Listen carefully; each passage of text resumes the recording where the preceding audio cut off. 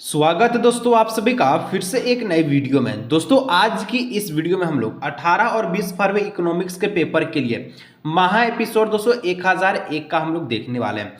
दोस्तों देखिए ऑब्जेक्टिव में अगर आपको फुल नंबर लाना है, ठीक है, तो दोस्तों मैं अभी से जो है 5 गो एपिसोड चलाऊंगा, जिससे कि आपका है पहला एपिसोड, इसके बाद 4 एपिसोड और दूंगा, मतलब कि 4 वीडियो और दूंगा, जिसमें सब्जेक्टिव ऑब्जेक्टिव सारा रहेगा।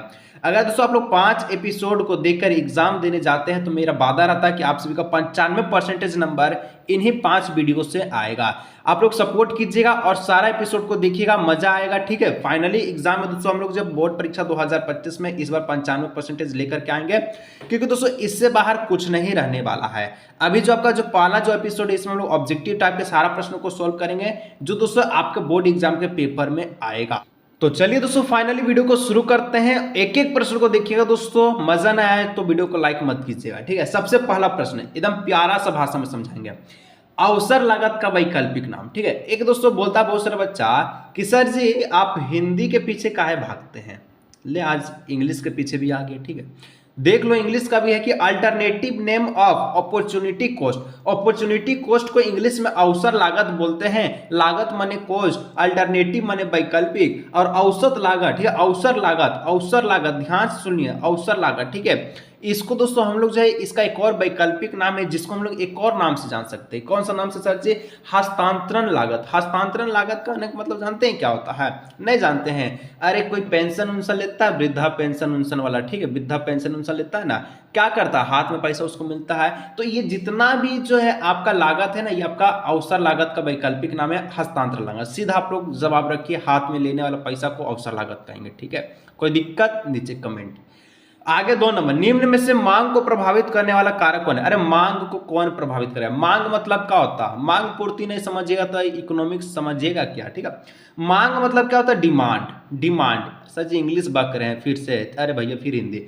देखो मांग को प्रभावित कौन कर सकता? सबसे पहले दोस्तों आपका आय प्रभावित कर सकता है।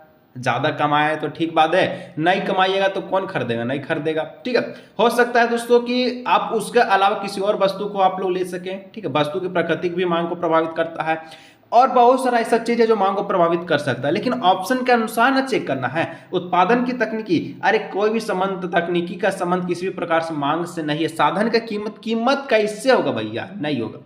उपभोक्ता की आय, कंज्यूमर इनकम, मान चलिए 100 रुपया कमा रहे थे, ठीक है, अब 50 रुपया कमा रहे हैं। अब बोलिएगा जो हम मांग जो किए थे वस्तु का कि 2 रुपये वाला वस्तु का हम लोग 10 बार खरीदेंगे, ठीक है, लेकिन अब उसको मांग को हम लोग कम करके 5 बार खरीदेंगे, क्योंकि हमारा आय कम हो गया, उपभोक्ता की कंज्यूमर आय कम हो गया। Option number C is the correct answer. आगे बढ़िए 3 नंबर दोस्तों सबसे प्यारा प्रश्न, उपयोगिता की माप की जाती है। उपयोगिता बोला जाए सर जी कि यूनिट ऑफ मेजरमेंट यूटिलिटी, ठीक है। उपयोगिता क्या होता है? उपयोगिता जानते हैं कि जो आपके आवश्यकताओं को पूरा करता है, ठीक है, जो आपकी जरूरतों को पूरा करता है, जो आपकी चाहत को पूरा करता है, जो आपको संतुष्ट करता है, संतुष्ट करने की क्षमता को उपयोगिता कहते हैं, और इसको हम लोग यूटिलिस्ट में मापते हैं, ठीक है, यूटिलिस्ट में। Option number D is the correct answer, ठीक है। प्रोफेशनल मार्शल के अनुसार ही हम लोग इसको मापते हैं, ठीक है। बजट का ढाल कैसा होता है भैया? Slope of budget line. Budget जो ढाल होगा तो आपका ऋणात्मक होगा। कैसा होगा? ऋणात्मक। ऋणात्मक बोले जाए तो नेगेटिव, नेगेटिव बोले जाए तो ऋणात्मक, बोला जाए तो ऑप्शन नंबर ए ऋणात्मक इज द करेक्ट आंसर। कहां दिख रहा है? दिख रहा है ऑप्शन नंबर ए, ऋणात्मक इज द करेक्ट आंसर, ठीक है। फिर से बोले दोस्तों जो कि अभी से और 4 एपिसोड जो आएगा उसको देख लीजिएगा, तो मैं गारंटी लेता हूं कि 95% कोई नहीं रोक सकता, ठीक है। सारा क्वेश्चंस कराएंगे, 5 नंबर या 3 नंबर या 2 नंबर या, खाली सपोर्ट कीजिए। किस प्रकार की वस्तु की मांग उसकी कीमत में वृद्धि से बढ़ेगी? कौन वस्तु है? मान के चलिए कि अगर कोई ऐसा वस्तु है उसका मांग उसकी कीमत में वृद्धि से बढ़ेगा। अगर मान चलिए कोई ऐसा वस्तु है जिसका कीमत हाई हो गया, ठीक है, ऐसा कोई वस्तु था मान चलिए जो 10 रुपया का, कीमत बढ़ा भैया 100 रुपया हो गया, ठीक है, 100 रुपया हो गया, तो कौन वस्तु की मांग उसकी कीमत में वृद्धि से बढ़ेगा? तो यही तो क्वेश्चन ना पूछ रहा है। अरे बनाने का बोलिए ना विलासित वस्तु, मतलब luxury good, luxury goods. Option number B is the correct answer. आगे बढ़िएगा तो 6 नंबर क्वेश्चन, प्यारा सा क्वेश्चन, लाजवाब सा क्वेश्चन आपके स्क्रीन पर, कि किसी वस्तु की उत्पादन मात्रा में एक अतिरिक्त इकाई से वृद्धि करने पर उत्पादन लागत में होने वाले वृद्धि को क्या कहते हैं। अरे कोई उत्पादन मात्रा था, इसका अतिरिक्त इकाई का वृद्धि हो गया, एक पीस फिर से इसका इकाई जो है, ठीक है, क्या हुआ तो वृद्धि और डेवलप किया, फिर उत्पादन लागत आया। अब बोलेगा कि कौन सा वृद्धि हुआ यहाँ पर, अब जो बोलिए कि आपको कौन सा वृद्धि होगा, तो यहाँ पर जो वृद्धि होगा ये सीमांत लागत का होगा, मार्जिनल कॉस्ट का होगा। कौन सा होगा, मार्जिनल कॉस्ट का होगा। ठीक है, आगे बढ़िए 7 नंबर दोस्तों, दीर्घकालीन ठीक है, उत्पादन फलन का नाम है। तो देखिए दीर्घकाल मतलब क्या होता है ना, कि इसका सभी जो साधन है क्या होता है, परिवर्तनशील होता है, सभी साधन परिवर्तनशील होता है। एक दीर्घकाल, एक आपका अल्पकाल, ठीक है, लॉन्ग टाइम, और आपका पता है कि शॉर्ट टाइम। तो शॉर्ट टाइम में क्या होता है कि उसका एक साधन क्या होता है, परिवर्तित होता है, बाकी दीर्घकाल में सब है। और दीर्घकाल को दोस्तों हम लोग कहते हैं पैमाने का प्रतिफल नियम। ठीक है, पैमाने का प्रतिफल नियम। अल्पकाल की बात पूछी जाए तो पैमाने का लागू होता है फलन। ठीक है, इस प्रकार से बोलिएगा। तो 7 का C number is the correct answer. इसका देखिएगा 8 नंबर का क्वेश्चन, एक उत्पादक 10 खिलौनों को बाजार में 5 रुपया प्रति खिलौने की दर से बेचता है, उसकी कुल समाप्त कितनी होगी। देखिए बोलता कि क्या बोलता, मान के चलिए कि कोई उत्पादक है, अरे कोई उत्पादक है, जैसे मेला वाला जाते हैं ना, उसके पास मान के चलिए 10 गो खिलौने, टेडी बियर, भालू बियर सब है। ठीक है, और मान चलिए बाजार में एक खिलौना को 5 रुपया में बेचा, कितना में, 5 रुपया में। तो कुल कितना पैसा कमाया, अरे भैया गुना कर दीजिए, तो कुल की बात है 10 पच्चे 50 रुपया कमाया। ठीक है, कमाया तो नहीं होगा, इसका लागत उगत होगा, लेकिन हम लोग यहाँ पर option number C is the correct answer होगा, 50 रुपया। नेक्स्ट क्वेश्चन दोस्तों 9 नंबर के पूर्ण प्रतियोगिता बाजार में फर्मों की संख्या होती है।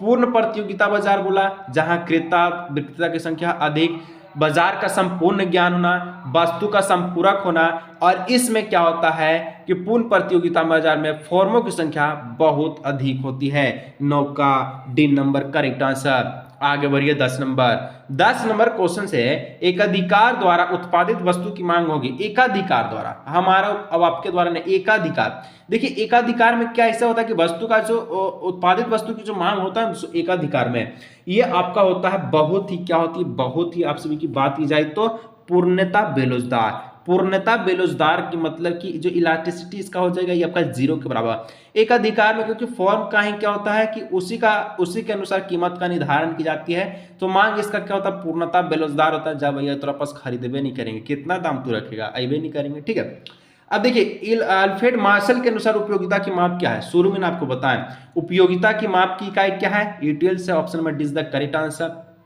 अब 12 नंबर देखिए, 12 नंबर का है निम्न में से किस वक्र का आकार उल्टा यू आकार का। उल्टा यू, अरे भैया फिर से बोलो, उल्टा यू ऐसे होता है। ठीक है, उल्टा यू ऐसे होता है, तो उल्टा यू आकार का वक्र किसका होगा। उल्टा यू आकार का, उल्टा यू आकार की बात की जाए तो आप सभी का औसत लागत। ठीक है, सॉरी 12 का जो क्या हो जाएगा, 12 का, हाँ औसत लागत is the correct answer. Sir sorry काहे बोलते सर, एवरेज कॉस्ट तो होगा उल्टा यू आकार का। ठीक है, अब आगे बढ़ेगा तो नेक्स्ट 13 नंबर क्वेश्चन कि कॉब डगलस उत्पादन, अरे भैया इस प्रकार से, तो पैमाने का प्रतिफल जो आपको बोला जाए दोस्तों, ये क्वेश्चन क्या कंपलसरी है, इसके अलावा कोई दूसरा क्वेश्चन दे ही नहीं सकता है। और सीधा सा बात बोले कि ए और एल के ऊपर क्या है, अल्फा है, और के के ऊपर क्या है तो बीटा है, तो इसका जो है प्रतिफल का जो माप की होगी तो ये आपका अल्फा प्लस बीटा होगी। This is the correct answer, option number ए।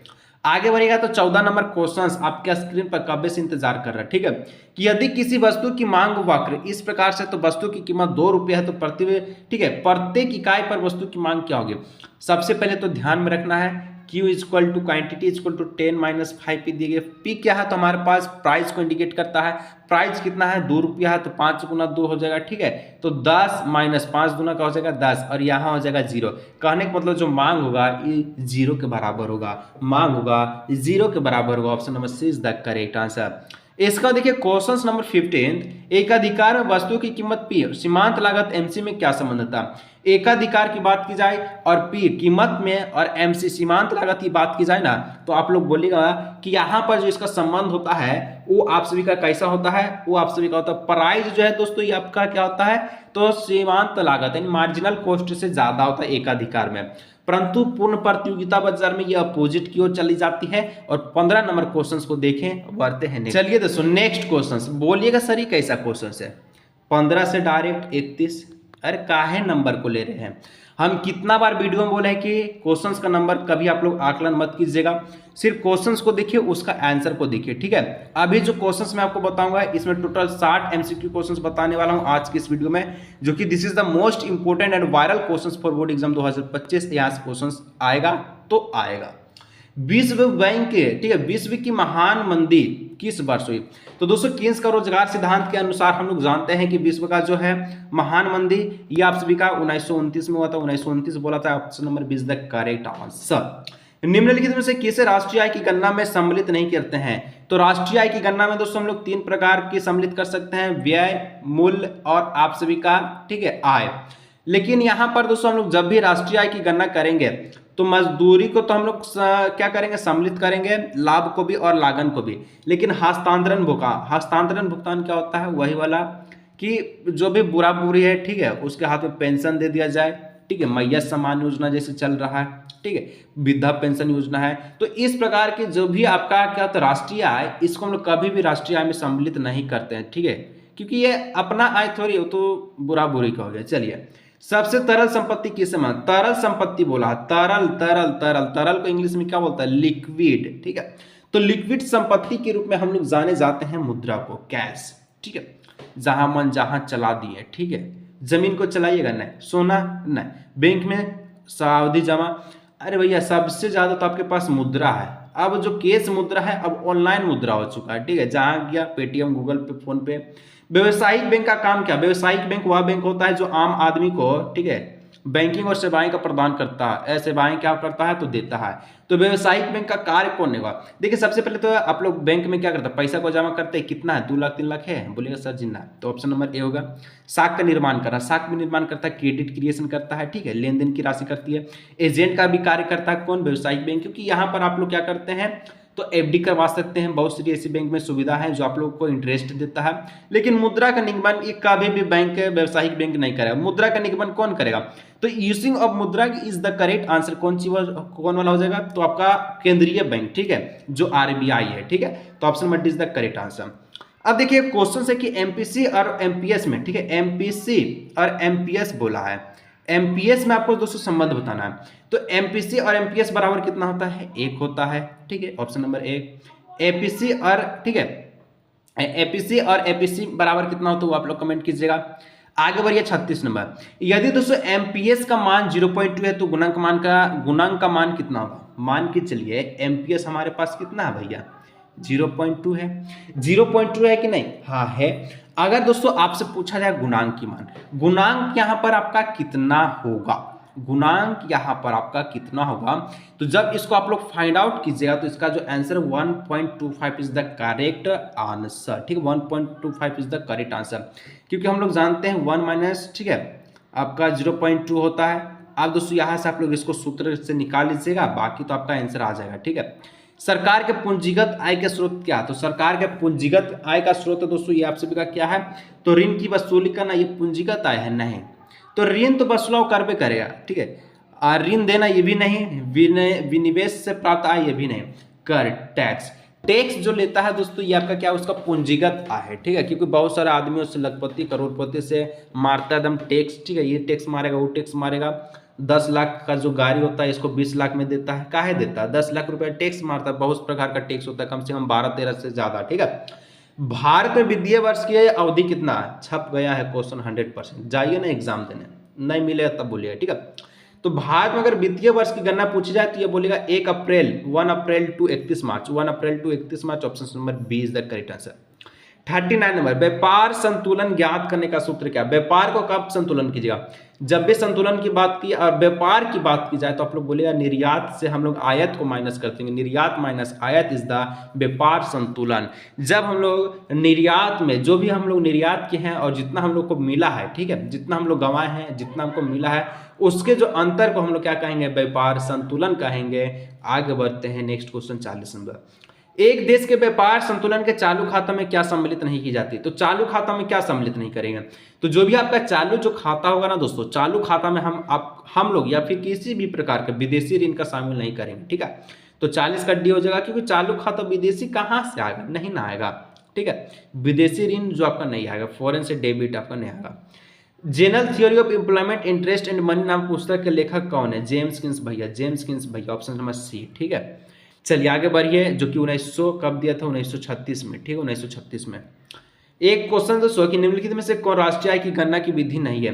तो देखिए राष्ट्रीय आय में हम लोग क्या करते हैं ना कि उत्पाद विधि, आय विधि, व्यय विधि, तीन प्रकार की विधि के द्वारा हम लोग राष्ट्रीय आय को माप कर सकते हैं।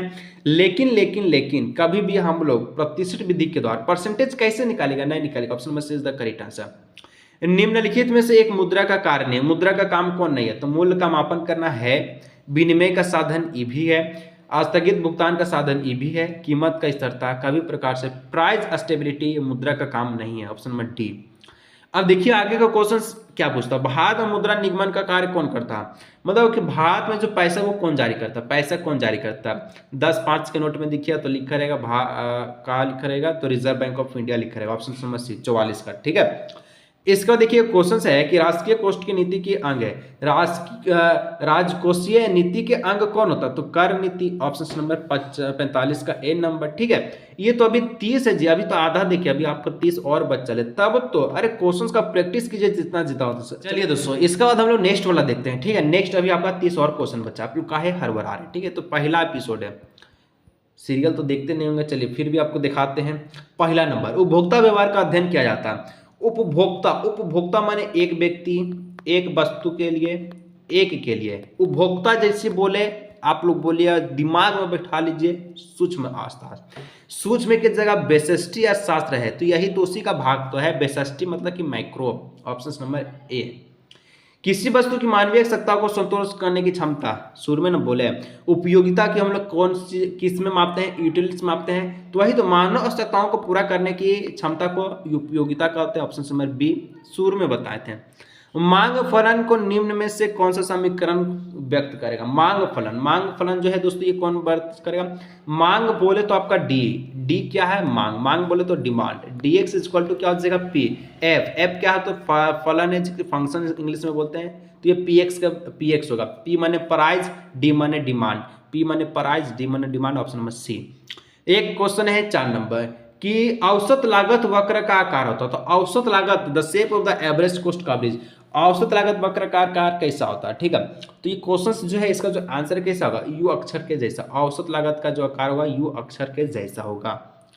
इसके बाद दोस्तों नेक्स्ट क्वेश्चन है समरूप उत्पाद विशेषता है। समरूप उत्पाद, ठीक है, समरूप उत्पाद की जो विशेषता क्या है? समरूप, समरूप मतलब कि एक दूसरे, ठीक है, एक दूसरे वाला। ठीक है, तो इसकी विशेषता एक ना एक होगा, तो इसकी विशेषता है केवल पूर्ण प्रतियोगिता में। पूर्ण प्रतियोगिता में ही हम लोग समरूप वस्तु को हम लोग देख सकते हैं, एक अधिकार में तो होता ही नहीं है, उसमें विविधि वस्तु होती है। ठीक है, निम्नलिखित में से कौन उत्पत्ति का साधन नहीं है? देखिए उत्पत्ति का साधन कौन नहीं है?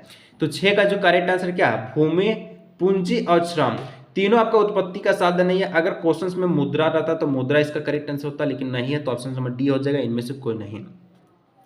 परिवर्तनशील अनुपात का नियम संबंधित है। तो परिवर्तनशील अनुपात का नियम किससे संबंधित है?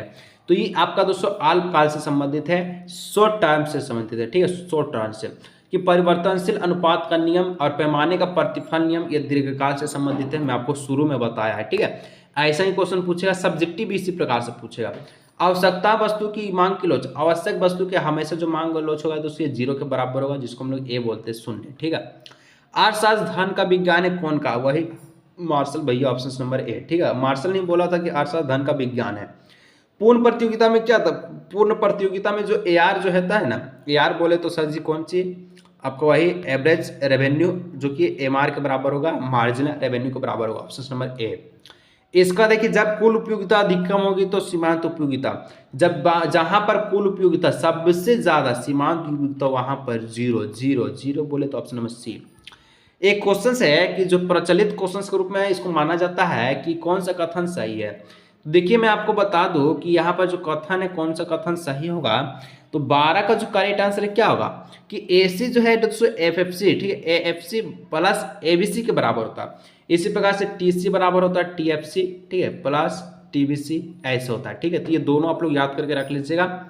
उत्पादन संभावना वक्र का ढाल कैसा होता है? तो उत्पादन संभावना वक्र का ढाल बाएं से दाएं की ओर होता है। ठीक है, ऑप्शन नंबर ए। इसका आर्थिक समस्या, ठीक है, आर्थिक जो समस्या है मूलतः किस तत्व की समस्या है?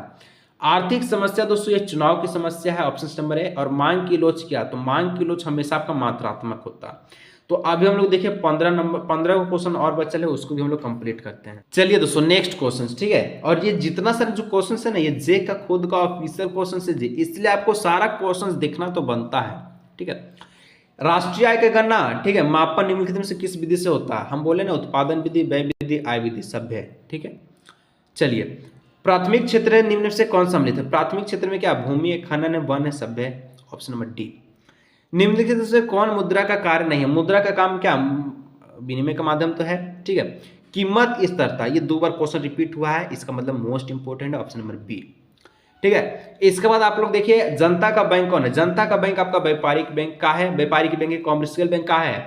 आप लोग यहां से ऋण भी ले सकते हैं, ठीक है, पैसा को जमा भी कर सकते हैं, साख का निर्माण कर सकते हैं, एजेंसी के रूप में बैंक का प्रयोग कर सकते हैं। तो व्यापारिक बैंक जनता का बैंक है, क्योंकि यहाँ पर इसका परिभाषा ही होता है, वह बैंक जो जनता के, वह बैंक जो आम लोगों को बैंकिंग सेवाएं प्रदान करता है, व्यापारिक बैंक कहलाता है। भारतीय रिजर्व बैंक की स्थापना तो 1935 में हुई, कई बार एग्जाम में क्वेश्चन पूछी गई है, ऑप्शन नंबर बी। और एमपीसी और एमपीएस का मान आपका कितना होता है? 1 होता है, ठीक है। और अभी आपको बताए थे एपीसी और एपीसी और, ठीक है, एपीएस का जो मान अभी बताया था वो भी एक ही होता है, ठीक है। तो ऑप्शन नंबर बी हो जाएगा। सरकार के कर राजस्व के अंतर्गत नीति में से कौन शामिल कर? कर राजस्व, कर मतलब टैक्स में, ठीक है। तो किसको शामिल किया जा सकता है? तो यहाँ पर अगर आपसे इस क्वेश्चन को पूछा जाए तो आप लोग कहिएगा कि आयकर, इनकम टैक्स, ठीक है, निगम टैक्स और सीमा शुल्क, ये सभी प्रकार का कर जो है ये आपका कर राजस्व के अंतर्गत। राजस्व मतलब कि राज्य के अंतर्गत, ऑप्शन नंबर डी। भुगतान से इसका घटक क्या? भुगतान मतलब बोला जाए तो आपको देता है, ठीक है, components of the balance of the payment. तो भुगतान से इसका जो घटक है ये क्या हो जाएगा कि चालू खाता और पूंजी खाता, पूंजी खाता दोनों, ठीक, option number C, A and B दोनों। इसकी बात है दोस्तों भुगतान संतुलन की असमानता का कारण। भुगतान संतुलन का असमानता का एक कारण होता है, जो कारण क्या होता है आप सभी का होता है दोस्तों।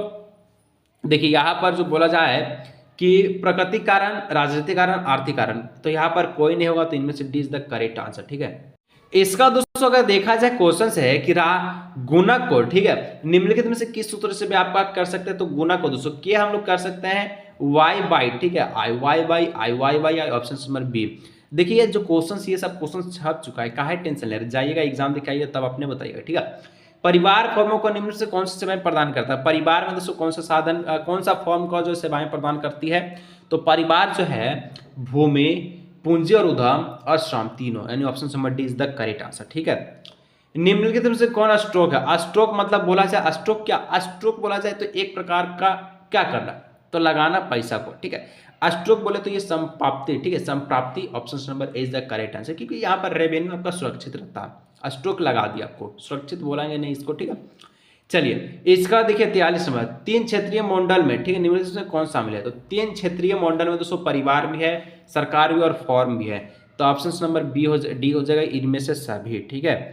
अब देखिए कुछ और क्वेश्चन है, मौद्रिक नीति के प्रमुख उद्देश्य। तो मौद्रिक नीति का measure of the objective the, ठीक है, मैंडेटरी, ठीक है, पॉलिसीज। तो इसका करेक्ट जो आंसर है 44 का, ये आप सभी का यहाँ पर क्या होगा? उत्पादन और रोजगार में वृद्धि, मूल्य स्थिरता, विदेशी विनिमय दर की स्थिरता, ऑप्शन नंबर डी इनमें से सभी। भारत का वित्तीय वर्ष क्वेश्चन दोस्तों ये फिर से पूछ दिया है, और इसका आंसर आप लोग नीचे कमेंट कीजिए, ताकि मुझे पता चले कि लास्ट तक कौन वीडियो पे बनता है, ठीक है। और जो लास्ट तक देखिए इसका मतलब 95% उसका का ही नहीं किया। चलिए 4 एपिसोड का और इंतजार कीजिएगा, जिसमें long answer, short answer question सारा, अभी और आने वाला ऑब्जेक्टिव और क्वेश्चन आएगा। इतना अच्छा प्रैक्टिस करा दूंगा दोस्तों कि सारा क्वेश्चन इसी से आएगा, दिक्कत नहीं लीजिए। चैनल सब्सक्राइब करके रख लीजिएगा, मिलते हैं नेक्स्ट।